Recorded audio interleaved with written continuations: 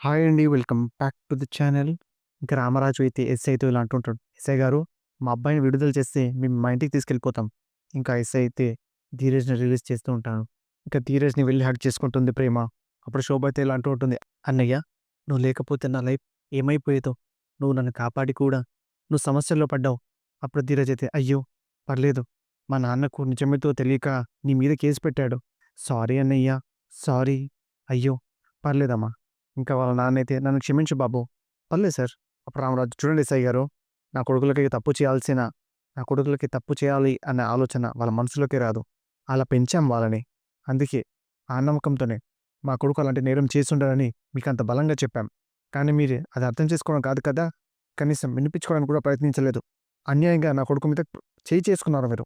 "Sir, పలానా వ్యక్తి మా అమ్మాయిని కిడ్నాప్ చేసి ఉన్నాడంటే కన్న తండ్రి కంప్లెయింట్ ఇచ్చినప్పుడు ఆ అమ్మాయి ఎక్కడుందో కాపాడడం కోసం విచారణలో భాగంగానే కొన్ కొన్నిసార్లు చేంజ్ చేసుకోవాల్సొస్తుంది.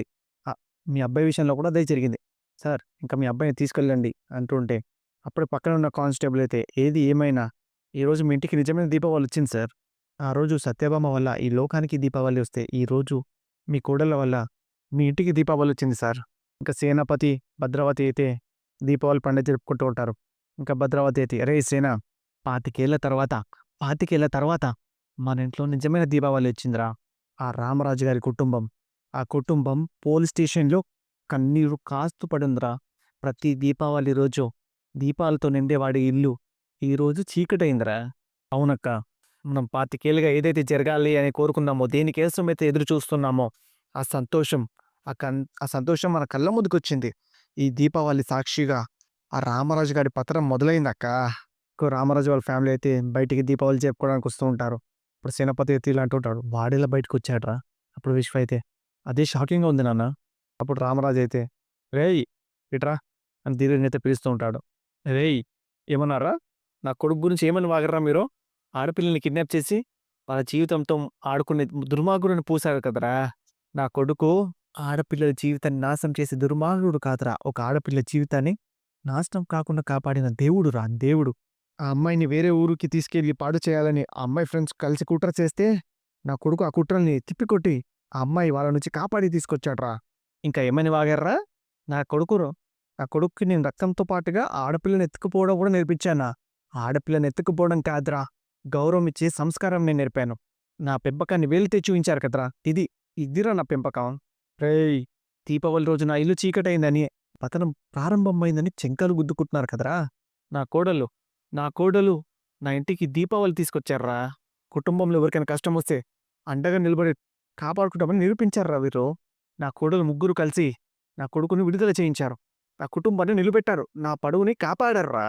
నా కుటుంబం అండగా ఉన్నంత కాలం మీరు నన్ను ఏమి చేయలేరురా. అది గుర్తుపెట్టుకోండి. రేయ్! ఇల్లు, ఇల్లాలు, పిల్లలతో నా కుటుంబం ప్రతిరోజు దీపావళిగా వెలిగిపోతూనే ఉంటుందిరా. రేయ్! ఇప్పటి వరకు వీళ్ళు మనల్ని చూసి నవ్వుకున్నారు కదా! ఇప్పుడు మన సంతోషాన్ని చూసి ఏడవాలి. కాల్చండ్రా, కాల్చండ్రా మతాబులు. వెలుగులే కాదు, మన సంతోషాన్ని గూడా ఆకాశాన్నంతాలి. వెలిగించరా. ఒక్కొక్కడికి చెవులు పగిలిపోవాలి అని రామరాజు అయితే అంటూ ఉంటాడు. ఇంకా ఇంట్లో అందరూ సంతోషంగా దీపావళి జరుపుకుంటూ ఉంటారు. ఇప్పుడు విశ్వ అయితే, "ఏంటత్తా? అరే విశ్వ, తట్టుకోలేకపోతున్నానురా. ఆ రామరాజు కుటుంబం అంతా సంతోషంగా ఉండడం చూసి తట్టుకోలేకపోతున్నానురా. అన్నిటికంటే ముఖ్యంగా ఆ రామరాజు గారి ముఖ్యంలో ఆ నవ్వు చూసి నేను తట్టుకోలేకపోతున్నానురా. దూరం కావాలిరా. ఆ సంతోషం, ఆ నవ్వులు వెంటనే దూరం కావాలిరా. వాటిని మనమే దూరం చేయాలి. వాడిందాకేమన్నాడో విన్నావు కదా! వాడి కుటుంబం మొత్తం కలిసున్నంత వరకు, వాడికి అండగా ఉన్నంత వరకు వాడిని మనమేం చేయలేమన్నాడురా. అందుకే ఆ కుటుంబాన్ని మనం విడగొడదాం. వాడి బలాన్ని బలహీనంగా మారుద్దాం. ఆ అమూల్యని నువ్వు పెళ్లి చేసుకుంటే ఆ రామరాజుడు ఆడి గుండె పగి చస్తాడురా. వాడి కుటుంబం మొత్తం చెల్లాచెదరవుతుంది. అది అదే మనకు కావాల్సింది, మనం చేయాల్సిందిరా విశ్వ. అందుకే నువ్వస్సలు లేట్ చేయకుండా అమూల్యని నీ దారిలోకి తెచ్చుకోరా." "అలాగే అత్తా. రేపు నేను వెయ్యబోయే ఎత్తుతో ఆ అమూల్య ఆల్మోస్ట్ నా ప్రేమలో పడిపోద్ది. నన్ను, నా ప్రేమని నిజమని నమ్ముద్ది. అమూల్య అలా నన్ను నమ్మడమే ఆ రామరాజు గారి వినాశనానికి, నాశనానికి మొదటి అడుగు." ఇక ప్రేమ, ధీరజ్ అయితే కూర్చొని ఇలా మాట్లాడుకుంటూ ఉంటారు. "థాంక్స్." "థాంక్సా? థాంక్స్ దేనికి? నువ్వు నా కోసం చాలా శ్రమ పడ్డావు. శ్రమ అనేది చాలా చిన్న మాట.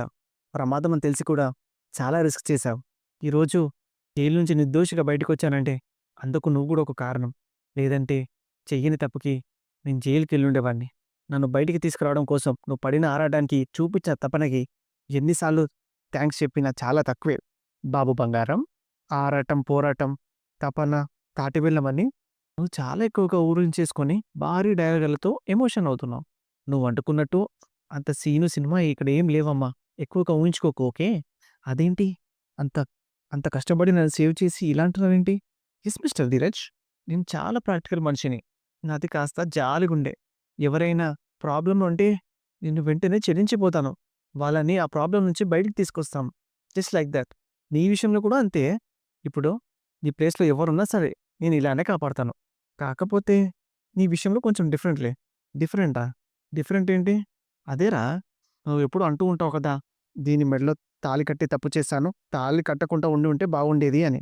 తాళి కట్టిన పాపానికి భర్త అనే బాధ్యత ఏడ్చింది కాబట్టి దీన్ని బాధ్యతగా చూసుకోవాలని ఎప్పుడూ అంటూ ఉంటావుగా. మరి నీ అభిప్రాయాన్ని గౌరవించి, విలువించి, నీ అభిప్రాయానికి తగినట్టుగా నేను కూడా నడుచుకోవాలి కదరా! నువ్వు నా మెడలో తాళి కట్టావు కాబట్టి అందరి దృష్టిలో నువ్వు నా భర్తవి. నేను నీ భార్యని కాబట్టి నీకోసం తప్పక ఇలాంటివి చేయాల్సిందే కదరా! ఏం చేస్తాం? నలుగురి కోసం నటించాలి కదా! సారీ. హ్మ్. సారీయా? ఆ! హలో!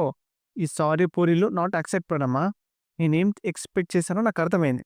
ఈ చిటపటలు, ఈ చిరాకులు ఏమొద్దు. ఫ్రెండ్స్‌లా ఉందాం. What? What are you talking? నీతో నాకు ఫ్రెండ్‌షిప్ ఏంటి? నాన్‌సెన్స్. Please Prema please. దోమలా కుట్టి కుట్టి చంపకు. జలగలా పీల్చి పీల్చి టార్చర్ పెట్టకు. సరేలే ఏడవకు. నీ క్యూట్ ఫేస్‌కి ఏడుపు అస్సలు బాగోదు. Thank you. ఫ్రెండ్స్? ఫ్రెండ్స్. హమ్మయ్య! ఇప్పుడు కాస్త రిలాక్స్‌గా ఉంది. మనసు తేలికయింది. అవును నాకొక డౌట్. ఏంటి? నిజంగానే ఫ్రెండ్‌షిప్‌కి ఒప్పుకున్నానా లేదా అనా? కాదు ప్రేమ. నువ్వు గయ్యాళి గండు చీపవైనా సరే మంచిదానివి. అబద్ధాలు చెప్పవు. ఆహ్, సారీ. మనసులో మాట టక్కన బయటకొచ్చేసింది. అది కాదిప్పుడు కిడ్నాప్ చేసిన శోభని వాళ్ళెక్కడ దాచిపెట్టారని కనిపెట్టడం పోలీసులకి చాలా కష్టమైంది. అలాంటిది నీ పీత బుర్రతో అంత ఈజీగా ఎలా కనిపెట్టేశావే? హలో! మనలో కరడు కట్టిన పోలీస్ ఆఫీసర్ ఉన్నాడమ్మా. ఆ విషయం నీకు తెలీదులే. ఏంటి? కరుడు కలిసిన పోలీసా? ఏంటి? కరుడు కట్టిన పోలీసా? చిన్నప్పుడు మనం బాగా లేడీ పోలీస్ ఆఫీసర్ సినిమాలు చూసి చూసి మనం గూడా పెద్దయ్యాక అలా పోలీస్ ఆఫీసర్ అవ్వాలని చిన్నప్పుడే స్ట్రాంగ్‌గా ఫిక్స్ అయ్యాను. ఇప్పటికి కూడా ఆ డ్రీమ్ ఉందనుకో. కాకపోతే ఫ్యూచర్‌లో ఏమవుతుందేంటో తెలీదు. ఏంటి? నువ్వు? నువ్వు పోలీస్ ఆఫీసర్ అవుతావా? హాహాహాహాహా! అని ధీరజ్ అయితే నవ్వుతూ ఉంటాడు. ఎందుకురా నవ్వుతున్నావు? చిన్నప్పుడంటే ఏదో తెలియక అనుకున్నావు. ఓకే. కానీ ఇప్పుడు కూడా ఇంకా డ్రీమ్ ఉండడం ఏంటే? మన హైటు, పర్సనాలిటీకి మనం పోలీస్ ఆఫీసరా? ఆహాహాహా! పిచ్చ కామెడీగా ఉంది బాబు. నా హైట్‌కి కాంపిటీటివ్ ఎగ్జామ్ రాసి పోలీస్ ఆఫీసర్ అవ్వచ్చు. ఎత్తుగా ఎట్టుకాయ ఆడావనుకో ఒడిచి పాలు దొబ్బుతా. ఓకే. బాగానే తెలివైన దానివి పాస్ అవుతావు ఓకే. కానీ పోలీస్ ఆఫీసర్ అవ్వాలంటే ఫిజికల్ టెస్ట్‌లో కూడా పాస్ అవ్వాలంటే నన్ను టార్చర్ పెట్టేంత తేలిక కాదే. రన్నింగ్ చేయడం, ఫిజికల్ టెస్ట్‌లో పాస్ అవ్వడం ఇలాంటివి చాలా ఉంటాయే. రేయ్! నేను సూపర్‌గా రన్నింగ్ చేస్తాను. రన్నింగ్ రేస్‌లో ప్రైజులు కూడా కొట్టాను. ఓ బచ్చా వద్దమ్మా ఈ కోతలే వద్దు. మన మోహన్‌కి రన్నింగ్ రేస్‌లో ప్రైజ్ కొట్టడం భలే కామెడీ చేస్తున్నావే. సరేరా రేపు మనిద్దరం పరిగెడదాం. ఎవరు గెలుస్తారో చూద్దాం. Double challenge. మార్నింగ్ 5 గంటలకే ఫిక్స్ అయిపోదాం. తేల్చుకుందాం. సరేరా తేల్చుకుందాం. ఇంక సాగర్ అయితే రూమ్‌లోకొచ్చి డోరు డోర్ వెనక దాసుకుంటూ ఉంటాడు. అప్పుడే నర్మదా లోపలికొచ్చి సాగర్, సాగర్ నర్మదా! ఆ నర్మదానెత్తి ఎత్తుకుంటూ ఉంటాడు. ఏంటి సాగర్? ఏంటి ఈ అరాచకం? ఇది అరాచకం కాదోయ్! ఆనందం. అంతులేని ఆనందం. అంత ఆనందం ఎందుకో? ఎందుకు అంత అమాయకంగా అడుగుతావేంటే? నా అందమైన పెళ్ళామా? మా నాన్న అందరి ముందు నిన్ను ఎంత గొప్పగా పొగిడారు. నీ గురించి ఎంత గర్వంగా చెప్పారు. పొగడ్దామని కాదు కానీ నువ్వు నిజంగా చాలా గ్రేట్ అమ్ముదా. హుహు. పెళ్ళవగానే భర్తతో వేరు వేరు కాపురం పెట్టించే జనరేషన్ ఇది. కానీ నువ్వు మాత్రం ఉమ్మడి కుటుంబంలో ఎవరికైనా సమస్య వస్తే అందరికంటే ముందు నువ్వు నిలబడతావు. ఎంత పెద్ద కష్టం ఎదురైనా సరే ధైర్యంగా ఎదుర్కొంటావు. బాబోయ్! మా ఆయన పొగుడుతూ ఉంటే తట్టుకోలేకపోతున్నాను. నాకు సిగ్గొచ్చేస్తుంది. ఇంక ఆపండి బాబు. నా మనసులోని మాటలు మనస్ఫూర్తిగా చెప్తుంటే జోక్ చేస్తావేంటి బంగారం? బడ్జెట్ లేక ఆగుతున్నాను కానీ లేదంటేనా ఇంత గొప్ప భార్యకి గుడి కట్టేను అయ్య బాబోయ్! నా కోసం వంట చేస్తారమ్మా శ్రీవారు. అంతేంటి బంగారం. నీకోసం ఏది చేసినా, ఎంత చేసినా తక్కువే. నీ ప్రేమ కోసం నా ప్రాణాలు కూడా నీ ముందుంచను.